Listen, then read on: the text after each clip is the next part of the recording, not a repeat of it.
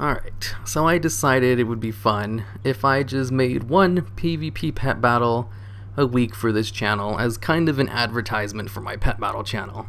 Since, for many of you who don't know, I have another YouTube channel dedicated to just pet battles because I put out videos every day over there and I didn't want to clutter my subscription box with the part of the game that not a lot of people play. Pet battles are a very niche thing. And the thing I love to do on them, the PvP side, even if all the people who actually do pet battles, a lot of them don't ever PvP, so it's like a niche within a niche. So it has its own channel because of that. So what I'm going to do is just showcase some of my favorite teams, or some of the best teams in the meta, just because I am like really into this, and this is one of my favorite teams ever. It's called So Cute. It's gone 22-4. I think it's the only one I actually kept track of. I have other teams that have won about just as much. This team right here utilizes a very bad pet, if you don't know how to use it correctly. Okay, so Elekk Plushie, for those of you who don't know, is the only pet battle in the game with no damaging moves. He can't attack. He has abilities, but they don't really... Only 2 of them actually do something. No, well, 3 of them does. Nap time is just garbage. It puts you to sleep, which is a bad thing. You don't want to be put to sleep. So, it has no damaging abilities. Lots of people don't use it. I'm pretty sure I'm the only person who actually uses it in a competitive team. And it's actually pretty good. It's not just a gimmick I use just for fun. It's actually, like, you know, a cornerstone of this team. Why, though? Well, because Plushie... despite not having any damaging moves, does have a few good things going for it. For one, it has over 500 more health than the second highest health pet in PvP. The only other thing that comes close to 2,000 health are like Pebble and some really high health breed snails. So having 2,500 is, 500 more than that. He also has over 1,000 more health than the typical battle pet, since a typical pet in PvP has around 1,400 health. He has 2,500, so almost like 1,100 more than the average total. So he has a ton of health, making him kind of like a tank. The other ability that allows him to take advantage of his huge health pool is Itchin' for a Stitchin'. Bring your plushie in for a hug. What this does is it essentially just allows you to switch your pet. That's it. It's just a free switch on your pet. Not really free, since you use the ability and he switches as soon as he does it. He switches into whoever is underneath him, so he'll always switch into Ore-Eater unless the Ore-Eater is dead, then he'll switch into the Fiendish Emp. So you don't really get to choose who he switches, but it is essentially a free switch because he always goes second. In addition to having the highest health in the game, he's also the slowest pet in the game, so he'll always go second in a round. Unless your opponent has some kind of like speed decrease that they put on themselves, which some pets do. But I've never actually... I said do. Okay, immaturity aside. He'll always go second, which means he'll get hit first in the round, and then use Itchin' for a Stitchin', and then switch into your other pet. What this does is allows your pet to come into combat without taking any damage, which is something usually only reserved for, moves and actually switch out pets like... Here, let me look out one. Shit, I spelled it wrong. Feign Death. Here we go. Here's some pets with Feign Death. Feign Death and his ability, kind of similar to this. The user avoids damage for the round, and then automatically switches with your highest health pet. If you notice, Feign Death has an 8-round cooldown, while Itchin' for a Stitchin' has none. He's the only pet in the game with a switch ability that has no cooldown. Of course, he doesn't actually avoid damage like Feign Death does. Since he has a crap ton of health anyway and he can't attack, he's actually totally fine just taking the damage to the face and then switching out. Why is this good? Well, if you combine this with really good pets who are very reliant on their cooldowns, like the Ore-Eater or the... Where's the other pet at? I forgot its name. The Death Adder Hatchling. These two pets are some of the top tier pets in PvP because of their cooldowns. Death Adder Hatchling because of his blinding poison and being really fast. Once that's gone, he's not really all that great. All he has to really rely on is like a dot. And then the Ore-Eater, he has shell armor, one of the most overpowered abilities in the game, which basically makes it so you take almost no damage for 3 turns. And if you go first, it's essentially adding an extra turn to it. since it doesn't count the turn that you actually cast it. So he gets 4 rounds of no damage on a 5-round cooldown. So there are 2 turns where he can't have shell armor up. But during those 3 turns, he takes almost no damage, so he's able to throw out a body slam, which typically has a recoil damage. Like, it's balanced around the notion that it has a 1-round cooldown, does a crap ton of damage, and will deal a little bit of damage to yourself, about 180. If you have shell armor up, though, you don't take that recoil damage, you just do the straight up damage to your opponent.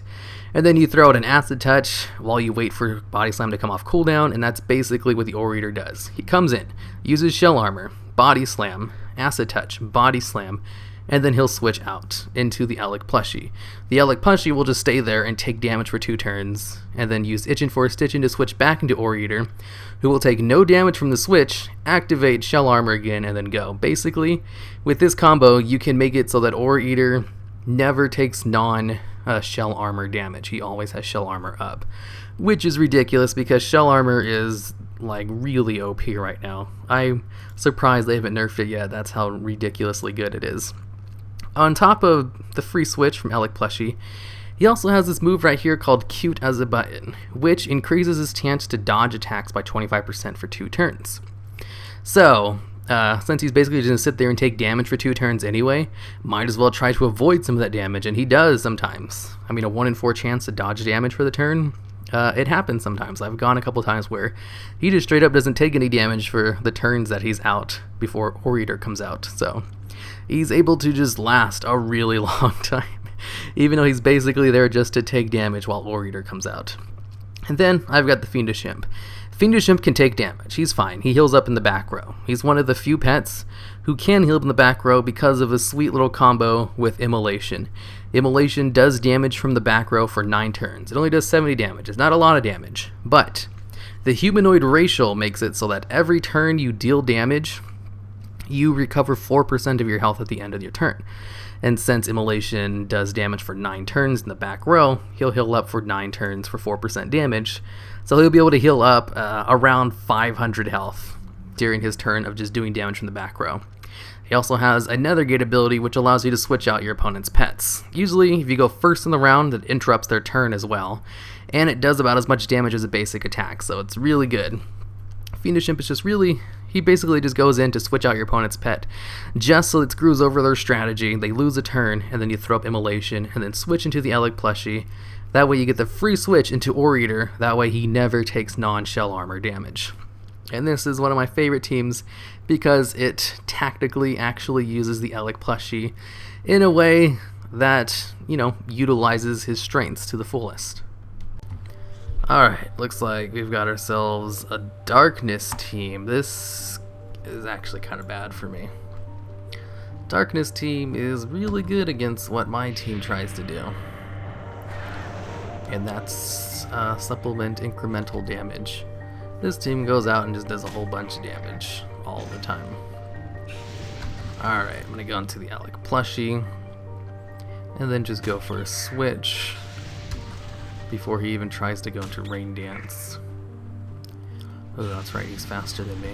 I'm going to go straight into Shell Armor. Looks like he's just spamming Pecs. That's fine, I don't really care. There's his Rain Dance. I was waiting for it. I think he was just waiting for Shell Armor. Oh, he got a crit. That's bad news bears for me. Oh no, he got another crit. Ajimon's as good as dead. He doesn't have an AoE though. He did get really lucky with those crits. What I need to do is throw out a dot and then switch out. That way I can heal up a little bit in the back row. Except his other 2 pets have Darkness, which don't allow me to do that. Oh, he took off. Okay, I wonder why he took off. He had a really good chance of winning that. Okay, so we've got 2 AoE undead cleavers. It's really bad for this team. Like crazy bad. So I'm just gonna switch him out with Nethergate right off the bat. Force in a Pandaren Dragonlean. I'm gonna go straight into Immolation, just in case he decides to throw out a decoy. Yep, even with the decoy. Alright, I'm gonna break the decoy with a burn. He's gonna go for a flyby. What an unconventional move. Are you gonna have bombing run instead of thunderbolt? Nah, he still had thunderbolt. Unlucky for me, it crit on my ore eater in the back row. Really can't have that happening. Alright, one more turn I can use Nethergate on the graves, which is what I have to do. He's got consume, huh? Alright, that's fine. I don't really care. Alright, I'm gonna stay in on my Fiendish Emp as long as possible because I can't deal with Graves. Graves needs to die as soon as possible. Holy crap. Why did burn hit for nothing? It's okay to sacrifice my Fiendish Emp as long as I kill Graves. That's how badly Graves just needs to die. Okay, Graves is finally dead. This is what I wanted. Looks like he wasted that turn on a consume, and I'm gonna go for an immolation right here to refresh it because I'm gonna switch him out. Oh fuck. He's gonna die. Ore Eater's almost dead in the back row. He's just been taking a whole bunch of hate in the back row. I'm probably just gonna die, so I'm gonna go for some damage before I kick the bucket. I wasn't expecting Bone Storm to do so much damage to me. Alright, I'm gonna go into the Ore Eater, see if I can heal up a little bit against this guy. Go straight into Shell Armor. That way I should take no damage. Whew. Ooh, no damage is better than taking damage. If he has Death Grip, do I reduce enough damage for Death Grip not to do anything to me? Not really. Alright, I need to set up my dot. This will be great for the decoy that's about to come out. Oh, he should die from the dot damage in the back row. And let's just go for another one right here to try to take down decoy just a little bit. Just a little bit. Alright. Now with... I need to break that decoy, but I can't do it without shell armor, so I'm going to have to switch into my Elekk Plushie just to take damage for a turn. And then I'm going to use Itchin' for a Stitchin' to switch back into my Ore Eater. He should be really low on damage right now. Since he was dumb enough to take Flyby, I won't take any damage from his Flyby thanks to shell armor. And then I can just break his decoy with Body Slam. And then kill him with this ability. And then we've got the Weebomination. I'm just going to throw up a dot on him, that way I can get some healing in the back row, since I'm going to switch out right now. He's going to do split damage on me anyway. I don't care. I'm going to split out. Just in case he's dumb enough to use Corpse Explosion. What was that? Did he just give up? He had a pretty good chance of winning that if he just spammed Cleave. Whew. Okay, that was a really hard fought win. That was like one of the best teams you can play, with 3 of the best pets in the game. That completely countered my team, like hardcore. That was like, I don't think I could think of a worse matchup than that. Actually, I could think of a couple other pets to throw in to make that a little bit worse, but that's about worst case scenario right there. I'm really surprised it came out with a win, thanks to his poor playing. I was able to outplay him, I guess. Oh man, that was close. Alright, so with this team, I can't really see any strategies that I really have to be wary of. So I'm just going to go straight into my Fiendish Emp. Get some nice damage out on him. I'm going to switch him out. Mainly because Nethergate does extra damage against the Blazing Firehawk. He'll probably start off with a Scorching Earth. Wait, what did he do? Did he use Shriek? Alright, I can honestly say I wasn't expecting that. Not even a little bit. Alright, looks like he's got Frog Kiss. Frog Kiss is really dangerous if you let it stack up on you. And we got the Elekk Plushie. I just gotta make sure the Elekk Plushie doesn't die to Frog Kiss I gotta hope he changes tactics and starts using Tongue Lash, that way he doesn't let it stack up. Oh, thankfully he switched out. Alright, looks like I'm gonna get hit once before I can throw out my shell armor. So I'm gonna do reduced damage for a couple of turns while he takes 2 ticks of damage from my immolation in the back row. Nice crit, Orator. Why is he using Shriek? Uh oh, his other attacks, he has Cauterize, and his other attacks he probably has Fire Quills, which literally does no damage to me. Alright, I'm gonna throw out another dot right here. I only throw a dot because I totally forgot to use Body Slam, but this is actually the better scenario because I'm gonna switch out right here. Because the Elekk Plushie has a terrible matchup against the Blighthawk. So does the Fiendish Emp actually, but the Fiendish Emp can afford to take a little bit of damage. Just as long as you don't get crit with the Ghastly Bite that's about to come out. So what I'm going to do is just refresh Immolation this turn, since I only have like 2 more turns on it. And then I'll just switch him out if he decides not to switch out for himself. So there comes another gate. I'll be able to heal up a little bit in the back row. My Orator is already at max health. And I have no interest in fighting the Bile Toad without a shell armor up. And it looks like he switched out as well. His Ghostly Bite's on cooldown. Preferably, I don't want my Orator to come out until the Ghostly Bite does. So, actually, you know what? I can go for a switch right here. A Ghostly Bite isn't the end of the world, especially through shell armor. And I can get off a nice kill.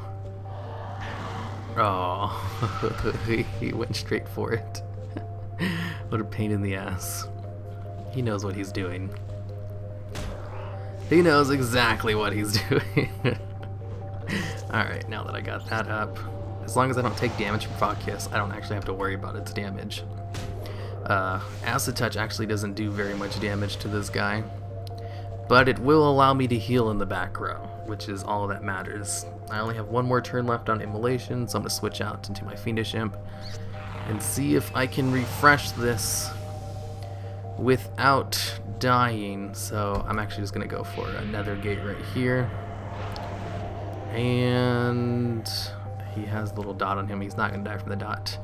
Aquatic types take 50% less damage from dots.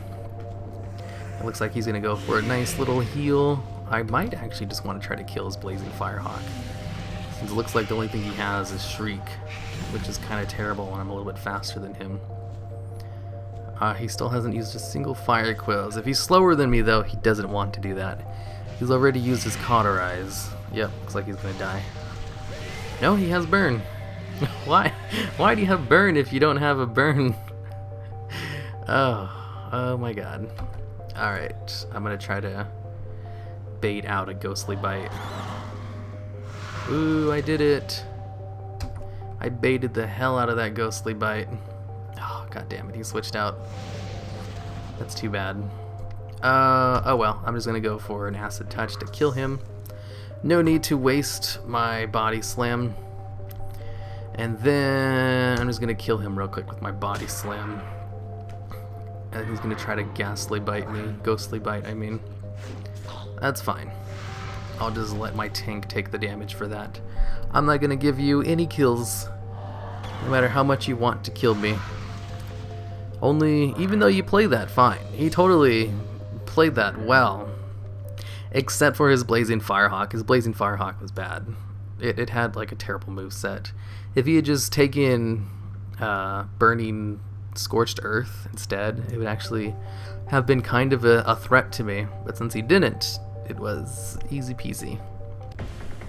Okie doke, so let's see, this team, I don't really have to worry about anything